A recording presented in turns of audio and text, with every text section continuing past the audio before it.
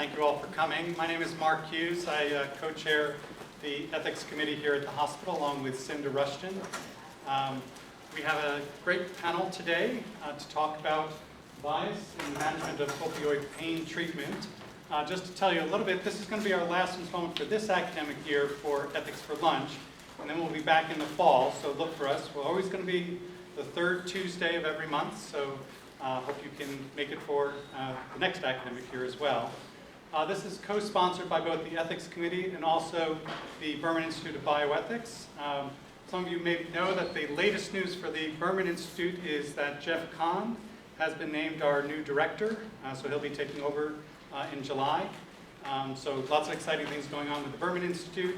And this is just another forum for us to have an engagement with the community, talk about ethical issues that involve clinical care here at Johns Hopkins.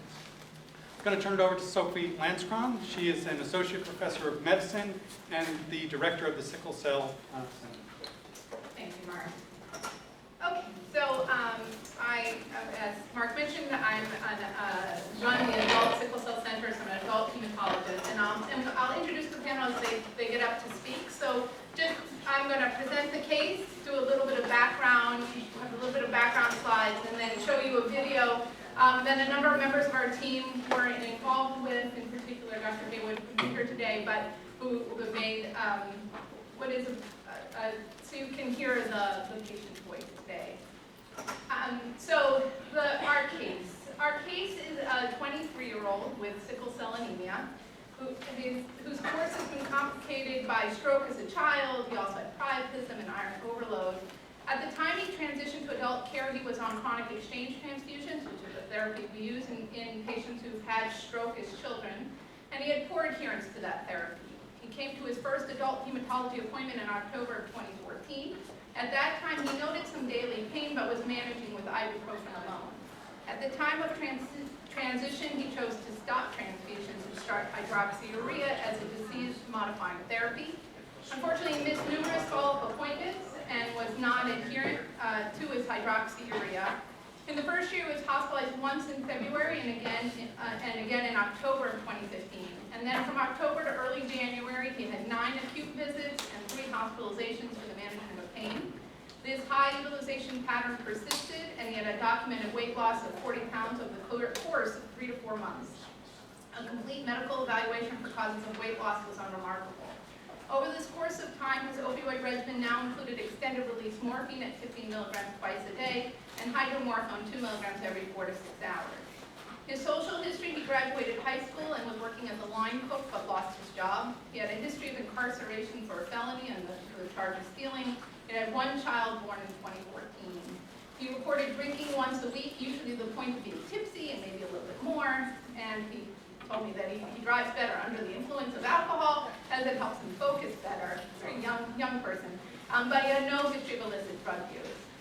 He did report some increased stress with his lack of income, unemployment, and family situation, and he reports that his low income and the stress of raising a child has caused him to feel depressed, and his PHQ score is 14.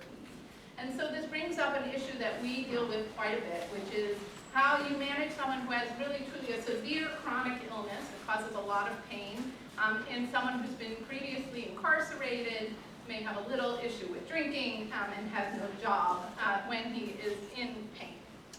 And so just some background so that everybody's on the same page when we talk about sickle cell disease. So sickle cell anemia is a genetic disorder. It's due to a single base substitution of the valine for glutamine as the 6th amino acid of the gene that makes hemoglobin. It affects approximately 100,000 Americans, and compared to the general population, it decreases life expectancy by 25 to 30 years. The reason the gene exists is because it provides a profound actual survival advantage when you have trait in your exposure to malaria. So you're far less likely to die of malaria if you have sickle cell traits than if you don't. This is the hemoglobin molecule. This is the molecule that you need to carry oxygen throughout your body. It's made of 2 alpha chains and 2 beta chains, and the mutation occurs here within the beta globin chain. And the consequence of having this mutation is that it causes the hemoglobin inside a red cell, and this is what a normal red cell looks like, a biconcave disc that is pretty flexible and can move throughout the circulation. But with the hemoglobin mutation from sickle cell disease, you begin to develop these polymers here that begin to elongate until you end up with a cell that's filled with these polymers and has this sickle form, which is how the disease got its name. And these are not flexible and can't move through the microcirculation, and they also break up in the vascular space. And this is a picture we were also shown in medical school about the consequences of having this polymerization in these abnormal red cells. You can see here they cause occlusion in areas distal or beyond this occlusion, don't get blood flow, therefore don't get oxygen, and the tissue becomes hypoxic and it causes pain. We actually know that the process of having a vaso-occlusive crisis is much more complicated than just that abnormally shaped red cells. The environment of the new red cells, the reticulocytes, as well as the surface of the vascular space, has an increased expression of adhesion molecules, making the space very sticky. And that likely also contributes to development of crises, and new therapies that are being developed now are sort of addressing this aspect of how a crisis might be initiated. Regardless of what the underlying pathophysiology is for the development of a crisis, this is what it looks like. And I told you at the beginning I'm an adult provider, but I'm showing you the picture of a child because no one would question whether this child is uncomfortable. This is likely the first presentation for this child. People with sickle cell disease can have this, which is called dactylitis, as early as really 4 to 6 months of age. So you have to bring home your baby, and then at 6 months of age, they're very unhappy and a lot of pain with swollen hands and swollen feet, and this is often the first manifestation of the disease. And everybody would jump to treat this child and help this child. Just a little bit about the mortality of sickle cell disease. This is an old paper, but we don't really think that the data has changed very much. For the most severe form of sickle cell disease, the SS, the median age of survival for men is only 42 years, and for women it's 48 years. So this disease causes significant mortality and morbidity. This is from a study we published several years ago looking at mortality rates over time. This is based on death certificate data. And the red line at the bottom is pediatric mortality, and the blue line is adult mortality. And you can see that since the 1980s, we have done something that has made the mortality rate decrease. And what that something was is newborn screening, which is now available in every state in the country. And with newborn screening, kids are identified early with sickle cell disease. They're treated with penicillin prophylaxis to prevent life-threatening infections, and they go and they get pneumococcal vaccine and are plugged into care. And that has resulted in a significant decrease in mortality. It's actually unusual for a child to die of sickle cell disease, especially in a place like Baltimore where they have access to high-quality care. You can see the same is not true for adults. So adults still have significant mortality rates, and there's been little change in the mortality rate. In some years, you may look that maybe the mortality rate has actually increased for this patient population. So still lots to do for the care of adults with sickle cell disease. The most common manifestation of this disease are the painful episodes of the vaso-occlusive crisis. I'm sure many of you have had the opportunity to take care of patients who are experiencing pain. And they're really, when we think about patients with sickle cell disease, we think about two types of pain. There is the vaso-occlusive crisis, which is the event that's shown with the dactylitis, these acute events of excruciating pain that patients suffer from. They can be brought on by things like stress and other things, but sometimes they just come on. And when you think about stress, you think about finals in high school, your wedding day, your first day at a new job, all of those things that cause some stress. Well, for people with sickle cell disease, that can land them in the hospital. And you can imagine how disruptive that can be to someone's life. And then the other aspect of pain is the issue of chronic pain, which in pediatrics is far less of an issue, but we see a lot of chronic pain. And as much as 70% of our patients report having daily chronic pain. This is a nice paper that you'll hear me mention in the video that sort of describes the experience of pain for people with sickle cell disease. And you'll know it's published in 2008. And before this, we really didn't have a good description of what the pain experience is for people with sickle cell disease. So this was a study done by a colleague of mine in Virginia who had over 200 patients keep a daily diary for 6 months. And what he found was he collected over 30,000 days of data and found that 30% of the patients that did the diaries had pain on 95% of their diary days. And and only 14% reported pain in 5% or fewer of their diary days. And this is a really important graph. So this graph shows this experience of pain. This 45.5% of those 30,000 days are the days in which patients, those diary days in which pain was not reported. In the 38.3% of days, are 38.3% of those 30,000 days in which patients reported chronic pain with an average pain score of 3.9 on the 0 to 10 scale, for which the patient did not seek out care for their pain.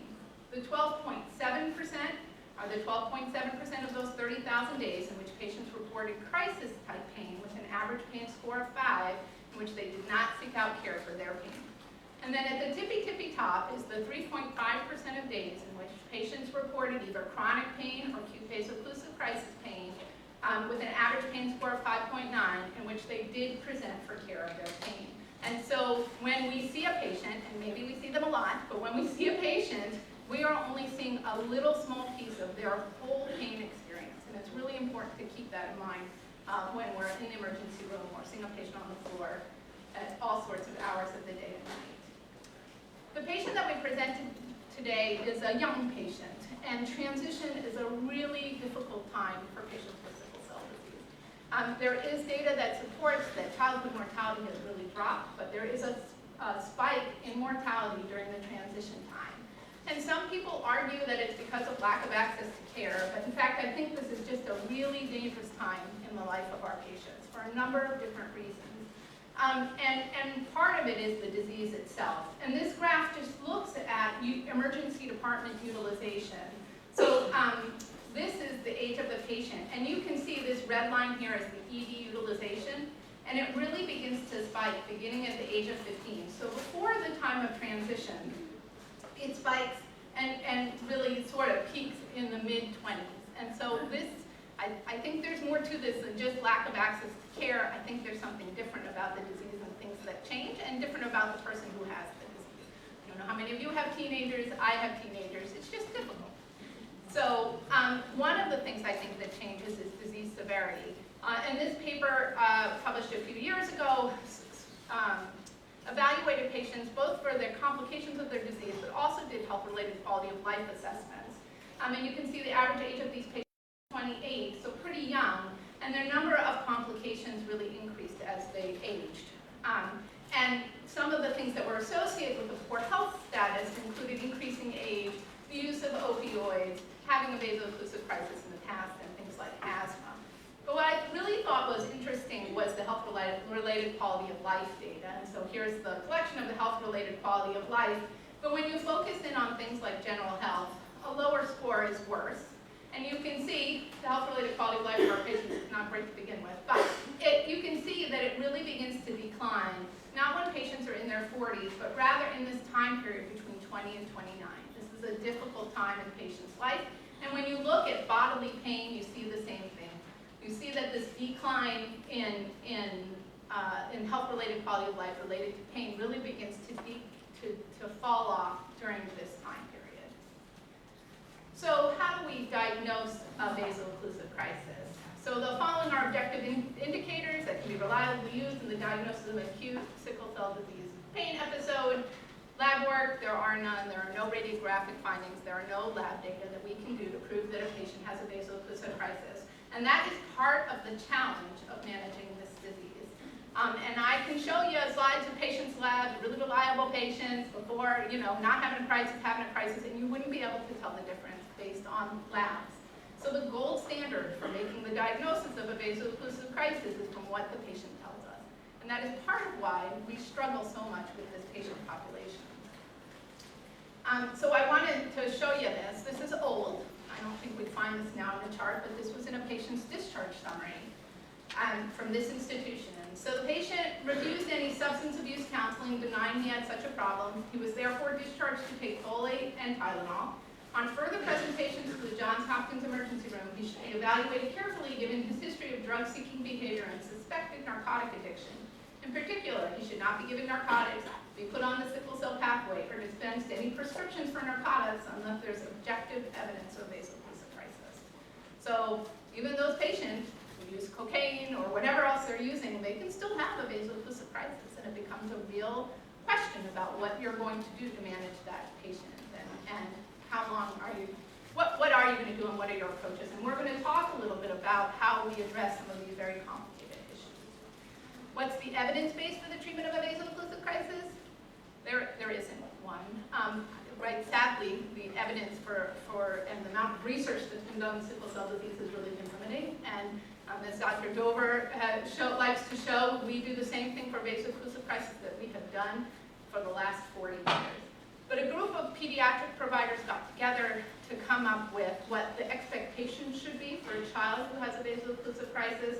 And what they decided was that kids who present should get their first dose of parental analgesic within 60 minutes of registration or 30 minutes of triage.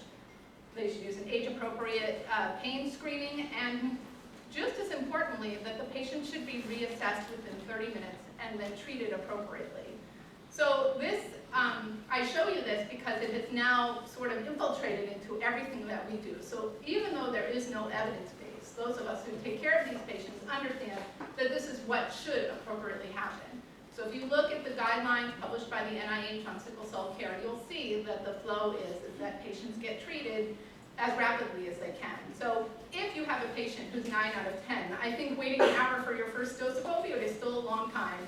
So it should be a low bar to cross, and this is the goal that we have set for ourselves to treat people with acute pain. So a little bit about patients and opioid misuse. So clinicians' fears about contributing to or causing addiction to opioids is a recognized barrier to delivery of high-quality pain management. Studies have found that the prevalence of substance abuse and addiction among individuals with sickle cell disease is lower than, or at least the same as the general population, and I'm going to show you a little bit of that data in a minute. Studies of clinician attitudes have found that physicians and nurses both tend to greatly overestimate the prevalence of addiction in this patient population, and these attitudes contribute to patients' reports that their acute visits for pain are often a dehumanizing experience. And this is one of those studies. So this was a survey of 12 to 19-year-old kids in North Carolina, and they did kids with cystic fibrosis, sickle cell disease, and then for sickle cell disease they had age and race-matched controls. So kids who did not have a chronic illness. So this is the sickle cell comparison group, and these are the individuals with sickle cell disease reporting and their use of ever using alcohol, much higher in the general population. Cigarette smoking higher in the sickle cell population, marijuana use higher in the general population, and cocaine or illicit drug use also higher in the general population.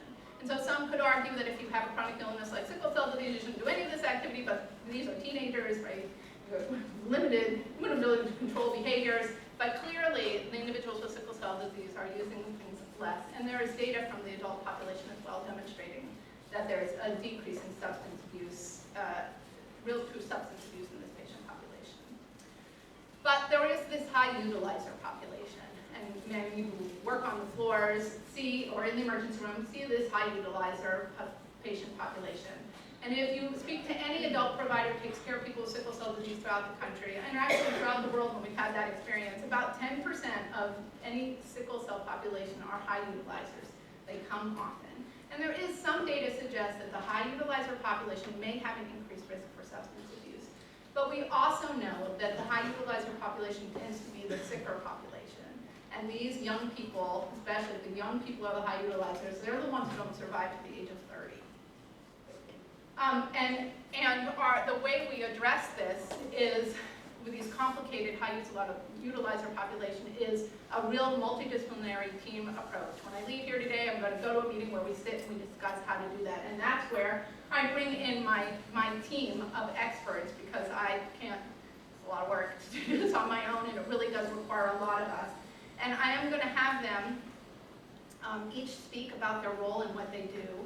But first, I want you to see this video.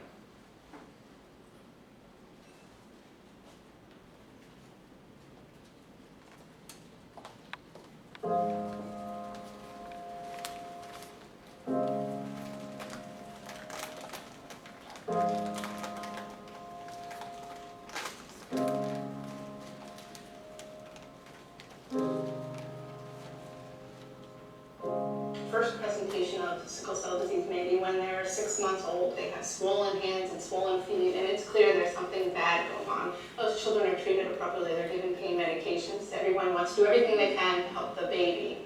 As you grow older, you have less of those manifestations. So you can present with crisis if there is no objective measure that they're having a painful event. And so they suffer needlessly because no one actually believes that they're in pain. It's excruciatingly painful. There was actually a recent article published that sort of tried to capture what it's like to live with this disease on a daily basis. And 30% of the patients that were studied had pain 95% of these. But they didn't seek care. They sought care for like less than 20% of those days because they know they're probably not going to get the care they need. But on the other hand, they've learned to cope with a lot of pain on a daily basis. One of the reasons I opened this infusion clinic is because I got tired of hearing how I presented to such and such place and they didn't believe me, or they made me wait for hours and they didn't really treat me with what I knew would make me feel better.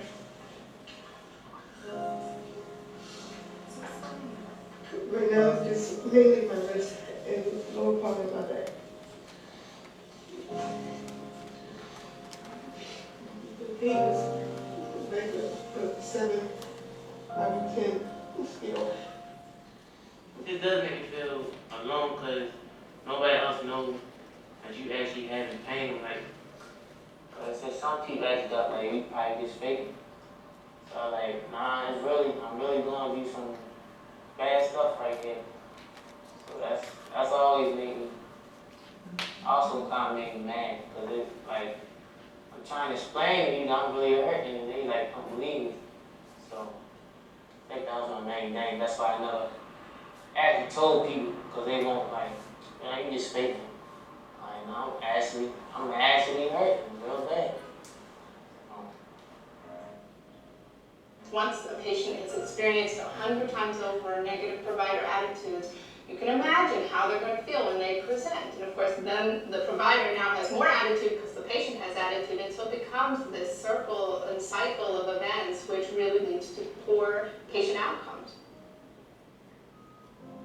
And then you bump heads and attitudes, and it's not worth it. But when you tell me that I look fine and you don't believe I'm in pain, I no longer care about your feelings at all. Like, I'm going to say something that really hurts your feelings. Let me take a quick listen to it. If I didn't have pain, like literally on a daily basis, it would probably bother someone that, that doesn't normally experience it, but my tolerance for pain is so high, it's, and I can't take like regular Tylenol or Advil or, the over-the-counter medications. Those don't work. Yeah, it takes 5 to 6 milligrams of Dilaudid or morphine or both to get the pain under control, but that's what I need to get better.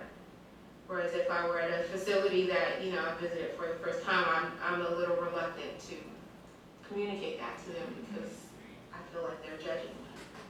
Used to be taught, and you can still find it in places, that if a patient tells you what dose of narcotic they need to treat their pain, that was a sign of addiction. When they do come in, even though we try not to be stereotypical and we try, our hardest to believe that they truly are in a pain crisis, which they are when they are admitted, it's sometimes nursing can't help but wonder, is there something else going on? Why were they really taking their pain medication at home? Were they following up with their appointments? Why is it that they keep ending up back here, which can be very frustrating? It's not even the verbal communication, it's the nonverbal communication that really gets under my skin because, you get this look and this tone like, okay, you've already had enough medicine, so I'm not giving you any more. Or, you have to have felt something. That's the worst. When I hear, you have to have felt that. You have to, and I'm like, no, if I did, I wouldn't be bugging you every 10 minutes telling you I'm in pain. The last thing you want to do is to piss off one of the medical staff because you have to rely on them for care. And with a young family, I can't afford to be there around the clock. I feel fortunate that I have children who see what I go through every day. My oldest son, Dorian, he'll come in and plug in my heating pad, or they'll all sit around in the bed with me until my husband gets home. When I'm in the hospital, I spend my entire time looking at the clock to make sure that I'm taking my medicine on time. I can't rest. I can't, I just have to make sure that after 2.5 hours, I need to start buzzing the nurse, because otherwise I won't get my medicine on time. I feel like it makes me look like that's all that I'm there for. When I first started having crises in my legs, I was coming so frequently that they thought I could be faking.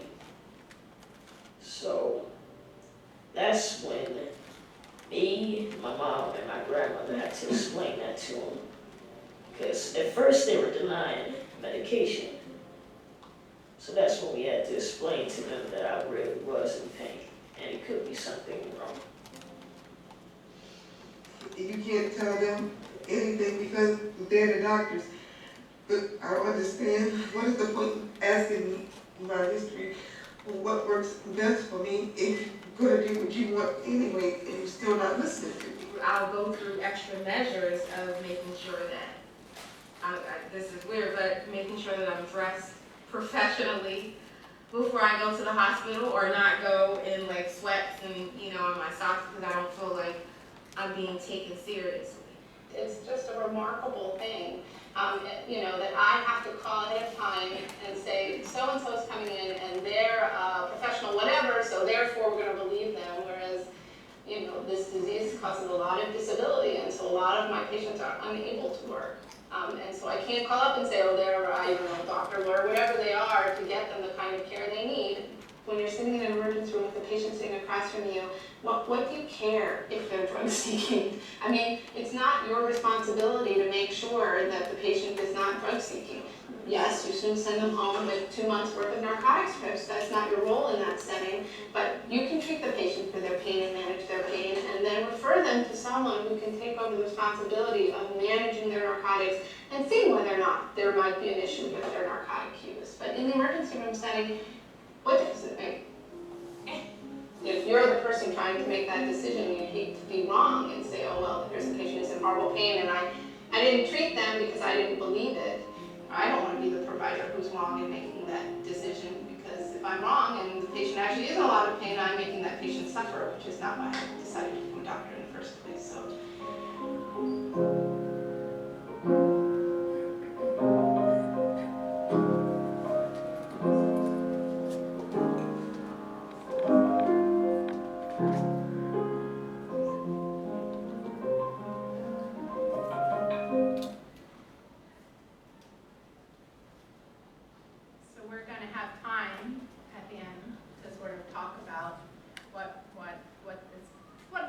Feelings and thoughts come up. I always find it difficult to hear that video.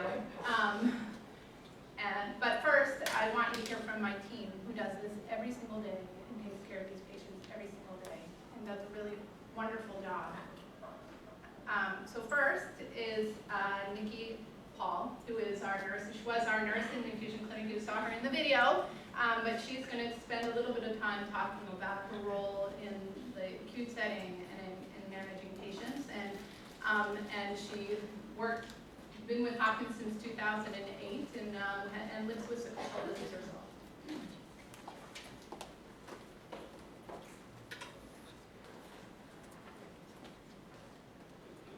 Hi everyone, thank you so much for coming. This is a great turnout, and that always makes us feel good, because that means the word is being spread and awareness is increasing, and that just means closer to quality care for our patient population. I do live with sickle cell disease myself. I went into nursing knowing I wanted to do sickle cell care, and I was happy to meet Dr. Lance Cron and Mandy, who was our PA, who is our PA program manager. So I just wanted to talk about the critical role of the nurse in an acute care setting. So specifically, namely the Sickle Cell Infusion Center, so I'll dive right on in. So really our focus is multifaceted outpatient urgent care, providing timely and aggressive treatment. And again, I really want to highlight, and I'll come back to the timely and aggressive piece, because that is really what we found key to the care of our patients. So multidisciplinary team approach is very important. Dr. Lansford, of course, being our director of hematologist. We have physician assistant and now also nurse practitioners on staff. So nurses, of course, I'm going to highlight our role in the urgent care setting, but we also have clinical associates, psychiatry, and social work, which you'll hear from shortly. We are currently open 7 days a week. I believe we are still one of the only outpatient centers open 7 days a week. So that started back in 2011, right? So that helps us to provide and minimize, of course, the emergency room visits and helps to further minimize inpatient admissions by providing, again, that timely aggressive care. So our goals were to minimize, like I said before, emergency care visits and hospitalizations. Before our opening, the emergency room, of course, was the main source of care. And patients, whether appropriate or not, were either admitted directly or sent home. So by us, with our opening in 2008, we were able to really focus on specialized care, understanding the disease, understanding our patient individually. And again, we want to say that we never focused on having any standardized treatment. We treated everyone individually that day, very different visits from one visit to the next. And because of our care, we empower our patients to understand their individual needs as well. So we promote self-advocacy, very important to their care, because as much as they understand the diseases, further able to understand what is going on at that particular crisis, whether acute or chronic, and to verbalize their understanding of what is actually required for their care and what will help us help them in the process. So highly knowledgeable about sickle cell disease, good clinical judgment is very important for the nurse to have, which helps us to optimize on the outpatient care of adults in vaso-occlusive crisis, focused physical assessment. So one of the things I wanted to focus on is what do we actually ask and what is our focus when we implement the care of our patients. So we always say, come on in, it's an outpatient urgent care, we don't have any scheduled visits until we added, of course, the chronic blood transfusions, but that's separate to this. So we review and implement provider orders. I really want to highlight the collaborative team, the multidisciplinary team approach. As the nurse, I'm able to assess the patient. So really the flow is the patient gets registered, again, very timely, we move very rapidly. So multitasking, prioritization, and aggressive treatment being our focus. So I'm able to assess the patient and really get to an understanding as a specialized nurse, focusing on triggers. So really listening to the patient and saying, what do you think brought you in today? Is this typical or atypical? And they really do understand their body, and we really have to give that credit to the patient to say, you know what, this is different today. And once that is said, then we can dive in a little deeper and really get to an understanding of how to best treat that patient for that particular crisis. So fast-paced environment. So really understanding and using the team around you. So whether it's delegating to the clinical associate, okay, we need oxygen, IV, and all of that, whatever is mandated for that time. Detail-oriented. I wanted to focus on this because detail orientation is huge, really getting an understanding of the patient's history. Of course, being the specialized team in the Sickle Cell Infusion Center, over time you really get to understand your patients individually. So it really becomes an approach of, I understand what happened to you last time, this may be different this time, tell me how it's different and how we can best help you.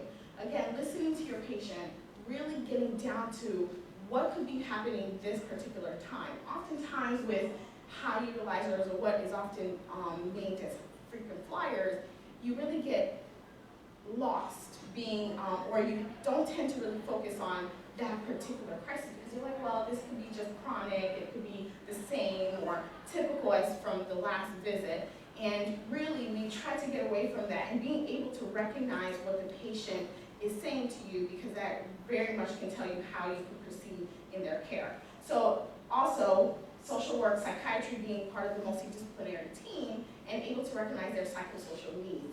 Again, stress being a major trigger of crises, we know that if social work needs to be involved, that will help to eventually provide that high quality need.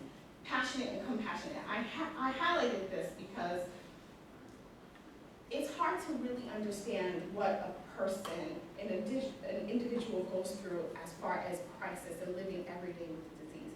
Having a personal connection really helps me to understand that it's extremely important to, and I come back to the basics, really listening to the patient, because that passion and compassion will allow the patient to trust. You build a rapport for you to then be able to really understand and further care for the patient. So, oh, We'll have time for questions for everyone at the end. So the next person who's going to talk is Ashley Zapliski, who was an inpatient nurse. She's a brand new member of our team as a nurse practitioner, so you'll see her a lot on the floors, but she's going to talk about the experience of taking care of our inpatient. She was an inpatient nurse on Team 4 for a long time.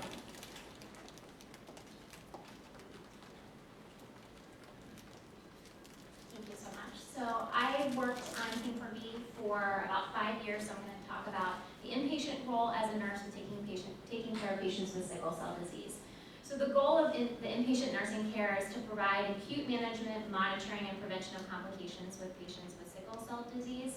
And so just a little bit about the unit. So it's a 6-bed hematology unit. It's in the middle of the Weinberg building, which is oncology. So the nurses are cross-trained between oncology and hematology. So we see both hematology and the oncology patients. We have a multidisciplinary team with an attending fellow, resident, and a nurse practitioner. We actually have 2 nurse practitioners that rotate between Monday through Friday, along with nurses, a clinical nurse specialist that specializes in hematology, along with the clinical technician and a social worker for our specific unit.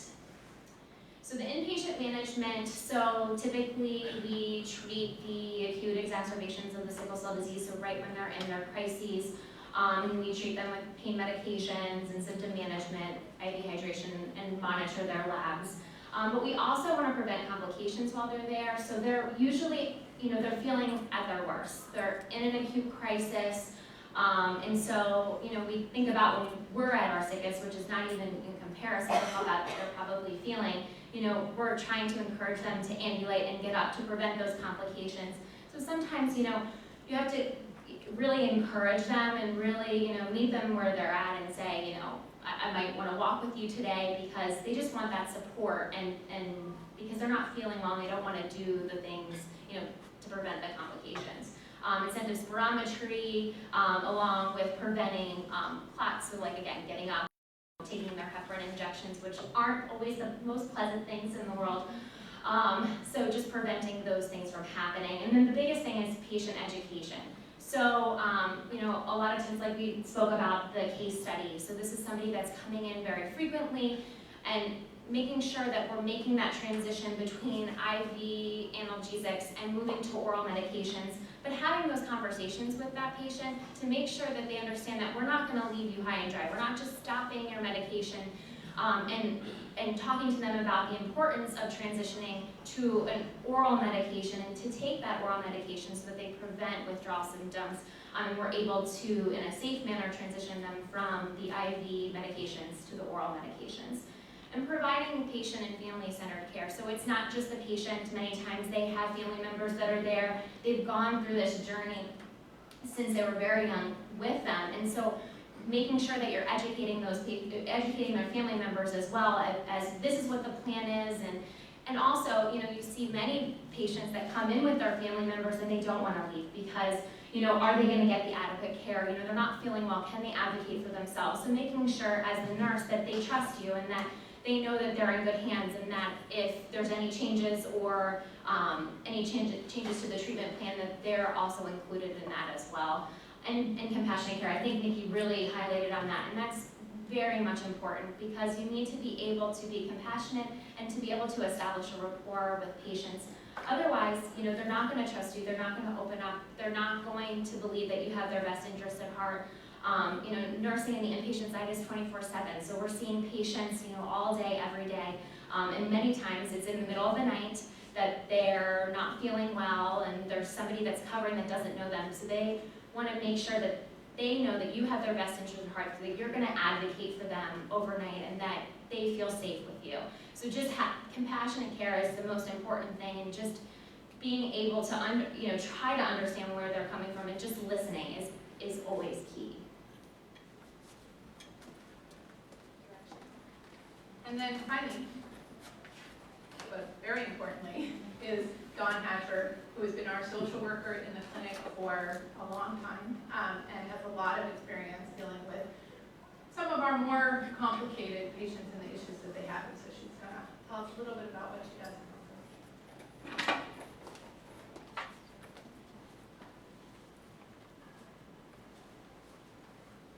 Good afternoon, everyone, and thanks for coming. As Dr. Lansman stated, I have been working with the Sickle Cell Center for quite a while now, and I actually came in 2006 where I started doing my internship. I came from the University of Maryland. I did my internship in the Sickle Cell Center.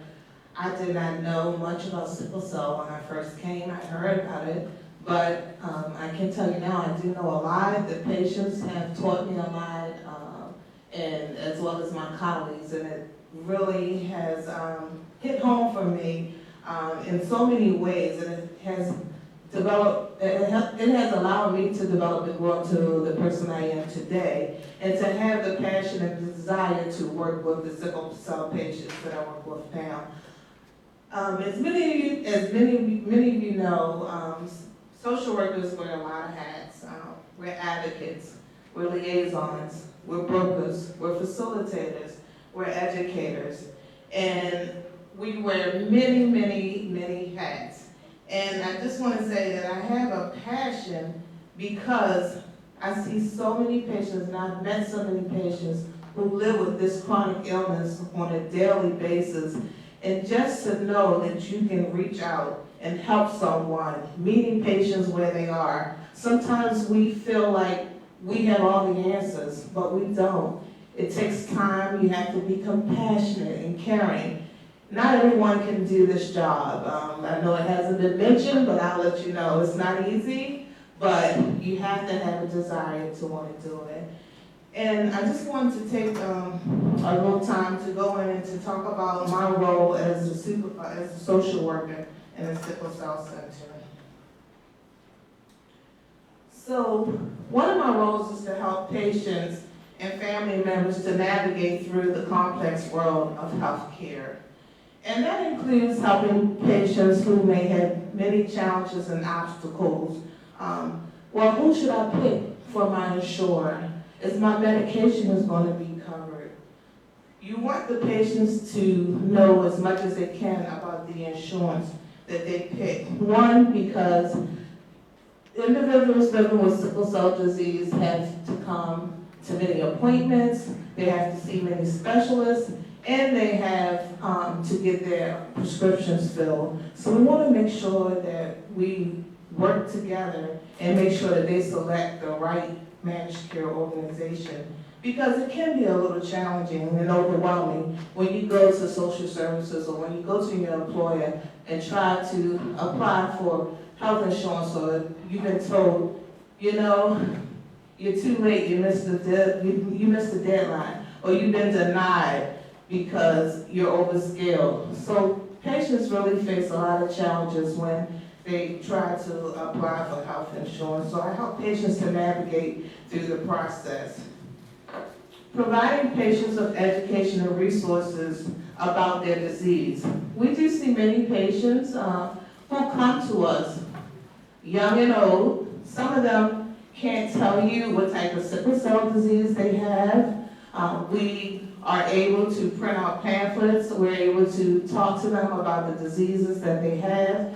We've been using some of the ME tablets to also help educate patients about their diseases and other complications as they affect sickle cell patients. I also help to make referrals for resources based on patients' needs within a JHH or surrounding communities. And some of those resources can include referrals to outside community specialists, mental health specialists, substance abuse, or other specialty doctors that the patients need to see. The other is collaborating with other professionals to assist pediatric patients with the process of transitioning to adult hematology. And Dr. Lansbaum touched on that a little earlier, talking about the difficult process there is with pediatric patients transitioning to adult care. Sometimes they do get lost in care because a lot of times we find that a lot of the pediatric patients don't feel like they need to come see the doctor. They're feeling well, what do I need to see the doctor for? So it's getting them to understand the importance of coming in just for your well visits and keeping up with your appointments in order for you to stay healthy. So in that process, the physician assistant, who's also our program manager, she and I meet monthly with the pediatric social worker here at Hopkins to go over patients who are transitioning from pediatrics to adult. And then in that process, we outreach to the pediatric patients. We allow them to come over to the infusion center to take a tour and to ask any questions that they may have prior to the transition process, because we want their transition process to be as smooth as possible. The next role I have is to serve as a liaison between the insurance companies. Many of our patients are insured through managed care organizations, and it's through the managed care organizations that I'm able to build a rapport with many of the nurse case managers who I'm in contact with monthly or sometimes weekly to discuss the patients who are being treated in the infusion center. And together we're able to help the patients understand our roles, and we let them know that we are available and here for them should they have any needs. The other is to facilitate a relationship between providers and patients. We know sometimes it's difficult for patients to be able to talk to the providers because they don't know the providers, and patients feel more comfortable talking to people they're comfortable talking to. So that's usually where I come in. I'm able to communicate with the patients and then also tell the other providers what the patients may be feeling or thinking, because sometimes they're not able to open up and talk to the providers. And sometimes a lot of times I can say it will help the providers to have a better understanding about the patient or knowing where they're coming from. And lastly is to empower patients to advocate on their behalf. I think this is one of the very, very, very, very important roles that I have, so I empower patients, helping them to believe in themselves, helping them to have a better understanding about their disease, helping them to be able to go out and help others, advocating on their behalf. I'll tell the patients in a minute, it's your disease, take ownership of it, talk about it, let others know about your disease, write your legislators, talk to your family members, talk to your friends, and also talk to your employers. We have a number of patients who have the desire to work, but unfortunately, when these sickle cell crises hit, they have to take time off from work. And then a lot of times you don't find many employers who are understanding about the disease or needing to take time off from work. So I say to them, why don't you take some information to your employer and talk about it? And for the most part, many people will go to work in pain. They'll wait until the weekend to come into the infusion center to be treated because they don't want to miss time from work. And then a lot of times they don't even want to tell their employer that they have sickle cell disease because of the stereotypes that are associated with them. So moving on, from patient engagement to patient retention, what patients want most is for you to be an active listener. So a lot of times when I'm meeting patients for the very first time, again, I do define my role. I let them know about the other providers who are here to help them and the importance of the Sickle Cell Center. But at the same time, I'm listening to the patient because I want to meet the patients where they are. We can assume that patients should already know this or that or whatever, but a lot of times patients don't. And a lot of times they don't get the support or they don't have anyone at home to understand them or to talk to. So sometimes I can be a sounding board board for the patients. So it's very important for us to be an active listener for the patients.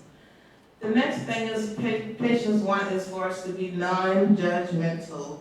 I can't tell you how many times I've heard from patients, you know, I don't like going to the emergency room. I don't want to go see this doctor because all they're going to do is judge me.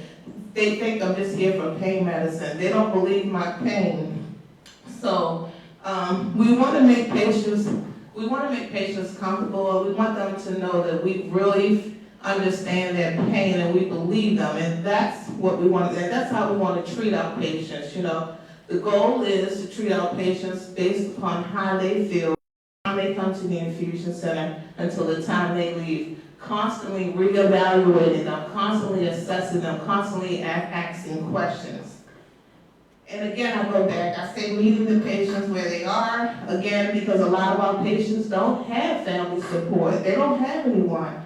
They don't know what it's like, you know, to be able to talk to people. We have some patients I have met who actually come to the ER because that's all they knew. They didn't have anyone. They didn't have anyone to tell them, well, you should go to your well visit instead of just showing up in the emergency room, or that there are other options for them to help them to deal with their pain. And then along with that is the trust. You will find that once patients feel like they are able to trust you and that you really understand them and that you're really listening, that you will be able to develop a relationship with them. And the next, well, I just wanted to develop a relationship because this is the key. If patients don't feel like they can trust you or they don't have a relationship with you, you're not going to get anywhere with them. Patients feel comfortable talking to certain individuals, and that's the individual they're going to talk to, you know. And then a lot of times, if it's me, I'm able to go back to the providers to let them know exactly, you know, what the patient may be feeling or what their desires may be. I have availability up here because I pretty much have an open door policy. Sometimes this can be a bit overwhelming, but I'm able to reach a lot of patients because patients know that they can call me during the work hours, they can call me, and then a lot of times I'm available in the infusion center when they come in for treatment. I'm usually there to talk to the patients as well. So availability is a key also too. And then lastly is outreach. Although I do see patients in the infusion center, I also see them doing the outpatient visits when they come into clinic for the outpatient visits on Thursdays, as well as on the floor. And then, again, communication is the key. A lot of times I will continue that outreach well after patients leave us or follow up with them the next day to see how things are coming along. So it's constantly following the patients, making sure that they know that we are here.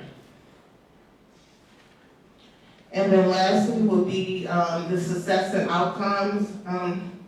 So the success I see is that most patients have a better understanding about their disease. After you talk to them, they have a better understanding, they're more educated. Patients have better self-esteem, they're building more character. They feel better about themselves. And because of that, you will find that many patients are compliant with their medical treatment plan, and more patients are able to return to work, at school, or their daily activities.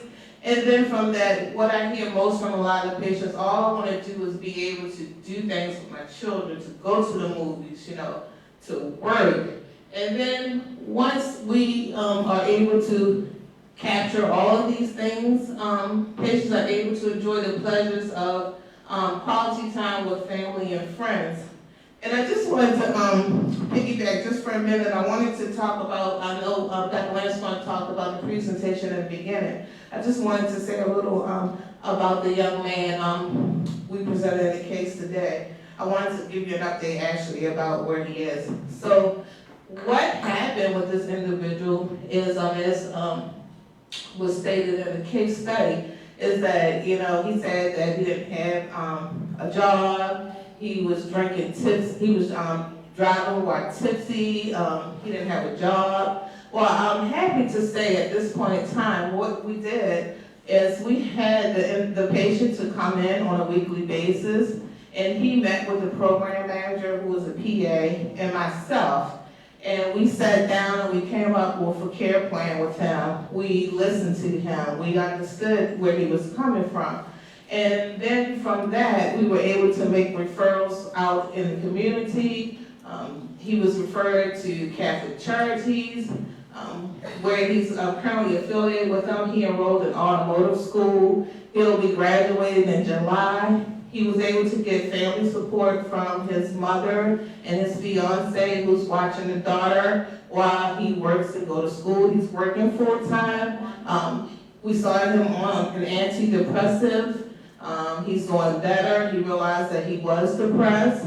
And we also referred him to a GI specialist. And I'm happy to say that he's eating down, and he's gained weight. So we've really seen a big positive outcome with him. He's more adherent. We're taking his medication. He's calling.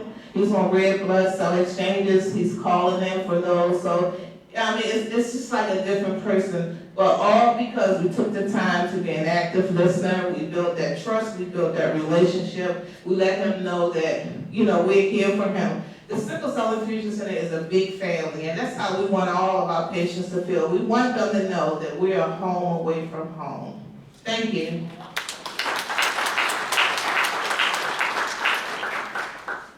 So we've spoken a lot to you, and so we really like a little bit of feedback. And yes, right, the emergency room in that experience will never, right, be able to dive in, and it really takes a multidisciplinary approach to help a patient who's really struggling. But, right, he hasn't been in the emergency room in months now because we listened and got him the therapy that he needed. So we're happy to, yes, take questions. Oh, take questions? Okay. Yeah.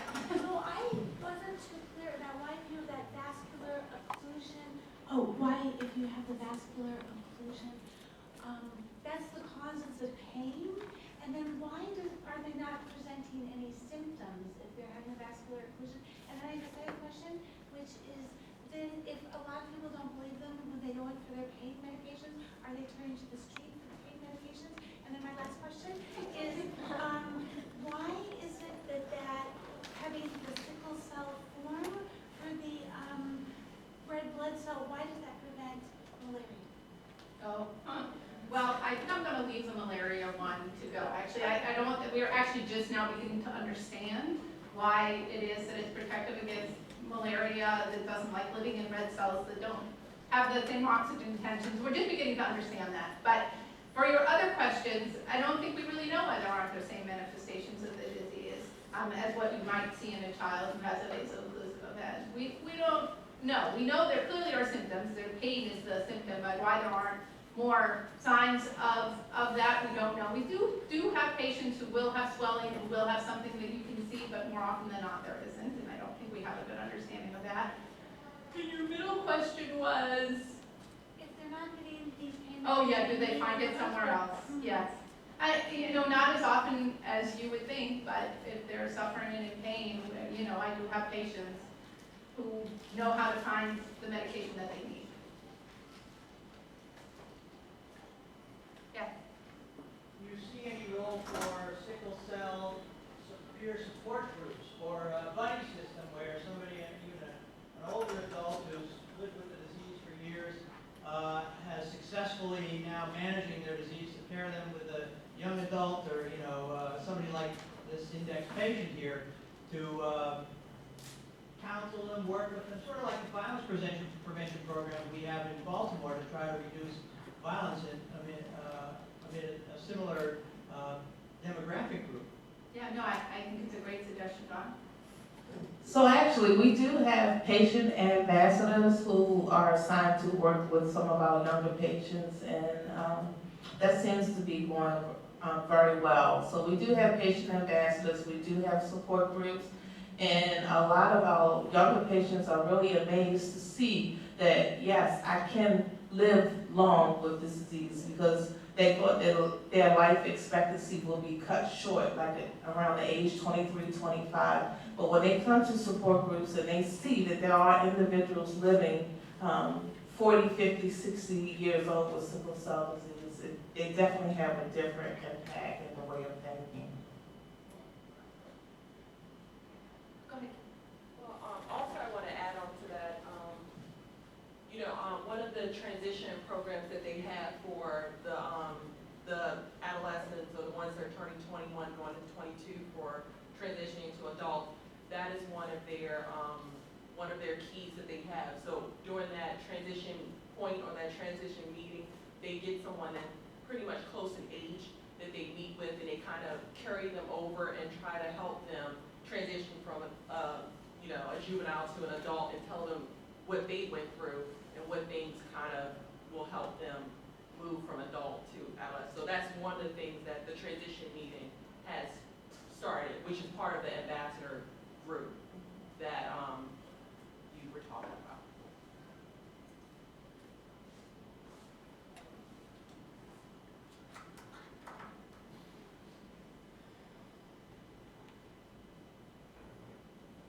I have a nephew who has sickle cell and he's 47. But I was wondering whether or not, do you all take a family and educate the entire family in reference to this disease, starting with the younger, when they're young, until they get older, so that they would be aware of the situation? So we see them just as adults. I can tell you that a recent survey done, this is from colleagues in New York, who are actually surveying parents and children at the transition age, asking parents if they thought that their child's disease was going to get better or worse as they moved into the adult world, and most of the parents thought that the kids would do better as they got older. So I think we have a lot of work to do in educating patients and families about this disease. It's another aspect that makes the transition so difficult, is because the disease really does change during this time period, and I think many families and many patients don't expect it. And we don't want to end up telling a lot of kids and a lot of parents that, this is going to be horrible and your disease is going to be really bad. We want to give them hope, but we also need to do a better job, I think, in educating them, especially during that transition time period. So thanks everybody for a great panel. I have two questions completely unrelated to each other. One is, you mentioned that the young man in the case was put on an antidepressant, and that made a difference. It strikes me that when you live with a chronic disease like this, I can't imagine not being depressed. And so I'm curious to know about sort of whether there is a role for somehow normalizing the mental health consequences of having a chronic illness and trying to preempt some of that in most patients. I mean, as opposed to, I think there's so much shame associated with being depressed, and it's like the last thing on earth somebody might want to complain about, and it seems like it's so important for prevention up front. So I'm curious to know about how you handle that. So we have started doing routine screenings in the clinics for everyone to sort of get a feel of that. And you're right, there's a lot of, chronic pain and depression are so associated with it. Some you just can't tease out, right? Are they in so much pain because they're depressed, or are they depressed because they're in so much pain? It becomes very, very complex. And part of what, right, and then how much of that drives utilization and what people do. And part of having this team approach, including a psychiatrist with expertise in chronic pain, and the use of medical therapies, is to try and separate some of that out, because, right, not treating the depression and not treating the pain, and you get nowhere. And one of the things that we did for this young man is this really intensive treatment, right, coming every week for someone who's going to listen to you, to monitor you, to make sure that you're on the right track and doing what you're supposed to do. And they don't show up, there's someone calling to make sure that we find out why. But it requires, right, people don't just, you don't pop a pill and all of a sudden your depression is over. This is it's a process. So it is very much part of what we do every day. And my second question, you all know this, but this is as much sort of for everybody else, is not to add to the incredible burden that you all patients, what role, if any, do you see for yourselves in influencing the attitudes of your colleagues? You know, the use of frequent flyer terminology. You know, when you hear something that's disparaging on the floor, you know, And that what Sickler who's here all the time, what that. what can you do about that? Banging your head against the wall. I don't know if any of you, I mean, so you are aware that we developed this video initially to try to do something about negative provider attitudes. So we have a nice survey tool to look at negative provider attitudes, which is now being used by multiple people throughout the country. It isn't that people are bad or bad providers. It is really a lack of knowledge. And we, when I first came here in the emergency room, attitudes towards people with sickle cell disease was rough. But it wasn't that they just fired all those people and got new ones. No, it was education. And so we spend a lot of time, right? I do the Grand Round Circuit in Baltimore, right, every year about trying to educate people to understand that first of all, you can't lump everybody together, and that the majority of our patients are living with what is a horrible disease, but able to manage for the most part. And it is an ongoing struggle to try and change those attitudes so that patients can get appropriate care. And I think, you know, now I'm not the only one going out and educating. I think everybody here has a role in doing that, and they do on the floor with the residents, with the nursing staff, with everyone. Yeah. So I can add to that, even, can you hear me? Yeah, so even more specific, so I implemented, especially the nursing staff, I know that was always a mainstay. I always realized like patients would come back to the Sickle Cell Infusion Center and say, hey, Nikki, you know, it took me 4 hours from your transition to the floor from the Sickle Cell Infusion Center to get my next dose, and it's the nonverbal. So, you know, we started doing in between shifts, nursing rounds. So I would educate the nursing staff, so to capture 2 shifts in one sitting. Also implementing this in the orientation of new emergency room nurses.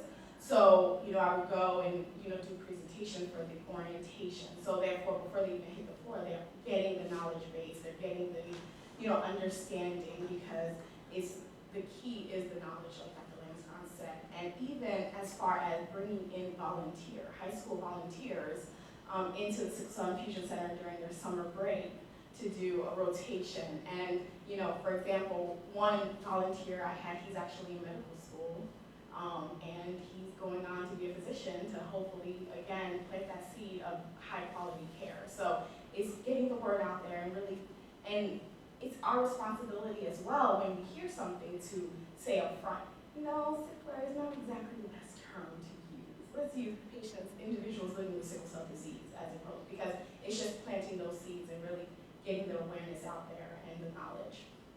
But it's constant effort, constant. Well, thank you very much. We appreciate everybody coming.